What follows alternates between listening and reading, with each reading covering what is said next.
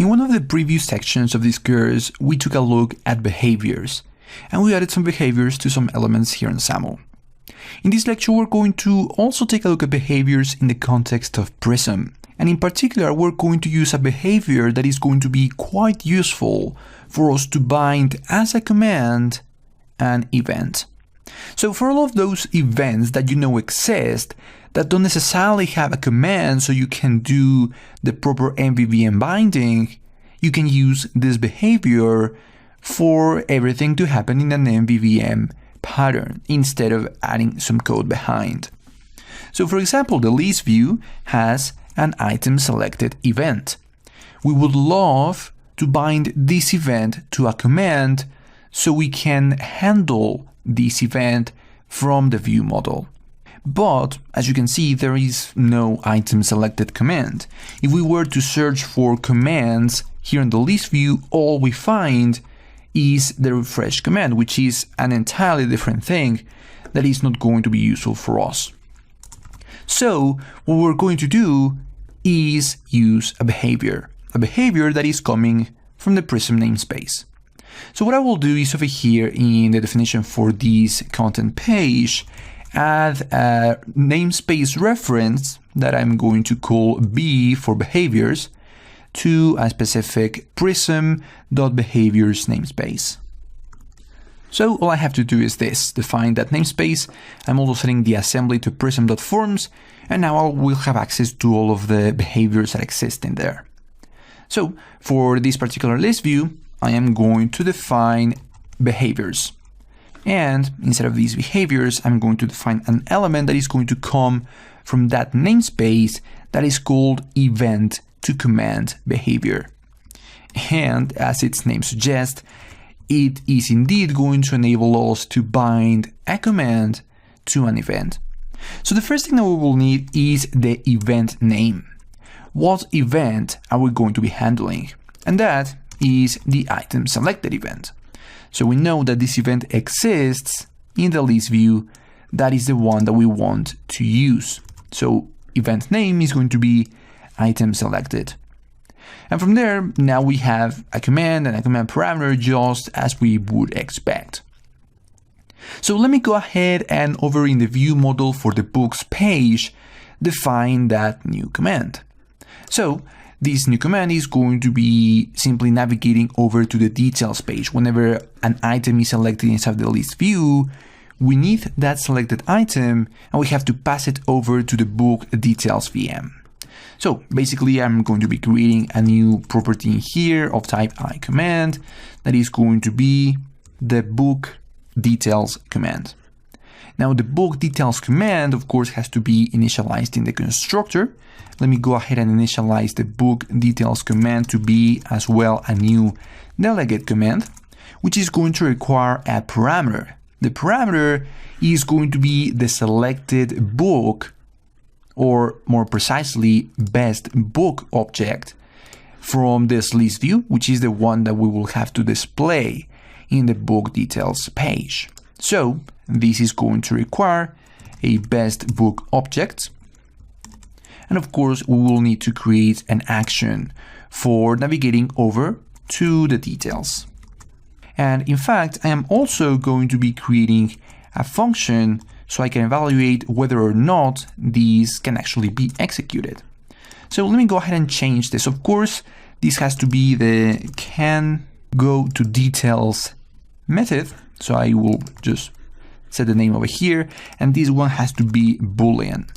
All this is going to do, Boolean here. So all this is going to do is something very similar to what we had over in the new book VM, where we were only able to save when there was actually an item selected. So the same thing here. We will only be able to go to details if there is an item selected. So this is going to return whether or not argument is different than null. If it is different than null, this will be able to navigate. If it is not, it won't be able to navigate.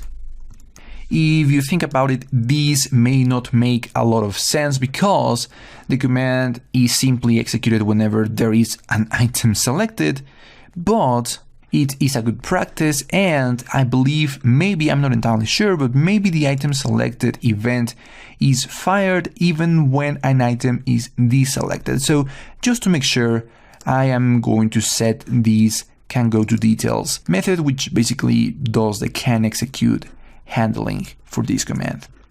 And now this other action, this is going to be the go to details method. And let me just change the name over here.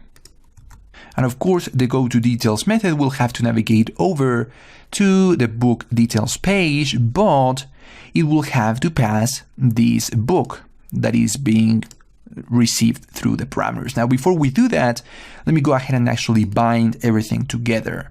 So the book details command, of course, has to be binding over here in the command. So I will simply do the binding over there. But I will also have to bind a command parameter over to the selected item for this particular list view. So again, similar to what we have done before, I am going to need to set a name for this list view, which is going to be saved books list view.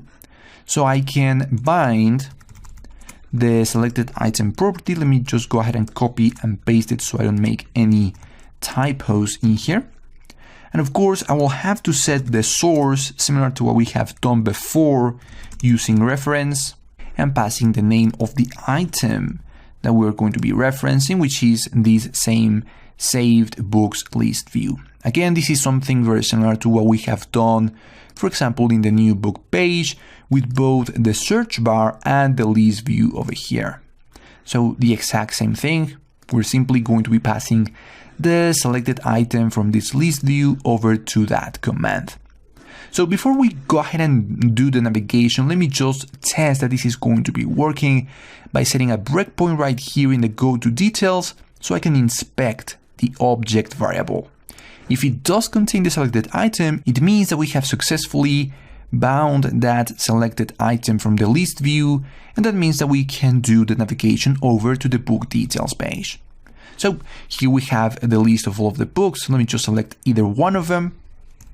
And it actually seems to not be binding correctly the first time. So there must be something wrong going on. Notice that if I run my application the first time and I select one of them, the command is not being executed. Now the second time it is, and the object is here, and we see all of the information needed. But let me try something in here.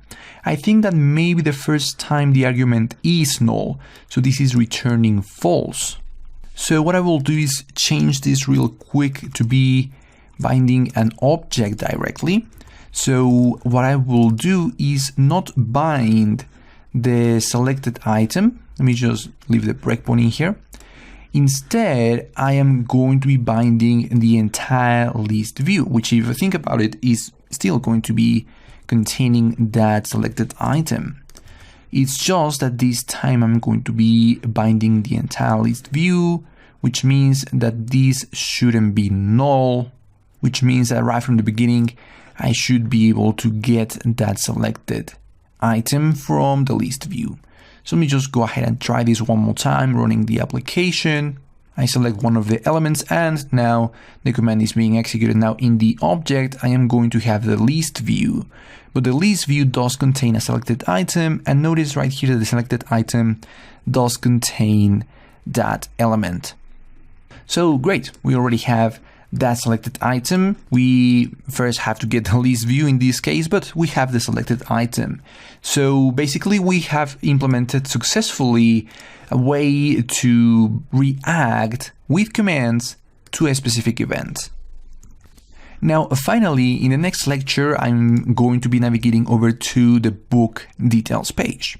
Of course, setting the information here is going to be rather simple. We only have to display maybe the name of the book, the author, maybe some other information that we have somewhere, maybe change this to be an image, I don't know.